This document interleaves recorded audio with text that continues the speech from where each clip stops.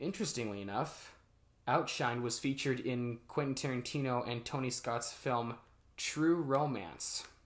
There's a scene where Brad Pitt's in his apartment. Brad Pitt plays a stoner in that film. And if you listen closely, Outshine plays. You can hear that's distinct. You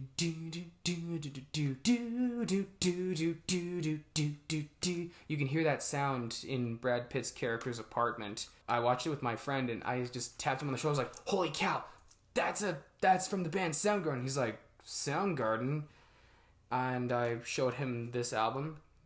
This album is an introduction to the grunge era. If you're new to the grunge era, I say you should either choose two albums.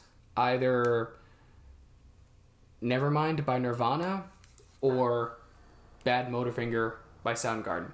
For me, I just say Soundgarden. I highly recommend you do Soundgarden first and then Nevermind after. You can get both albums, and it's like a time machine. You're traveling back in time to 1991, 1992, the early 1990s. What was music? What was big? You know, what was happening with music in those days? Mariah Carey was big, and then Kurt Cobain was getting big. You know, Soundgarden was big. NWA, Dr. Dre, everything was getting big in those days. The early 90s was an interesting time for music. I would love to dedicate this review to the late, great godfather of the grunge era, Chris Cornell, who passed away 3 years ago this year.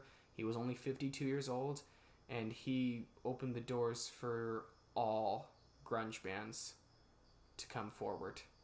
Thank you so much, Chris Cornell, for your impact on music. Your legacy will live on for generations to come.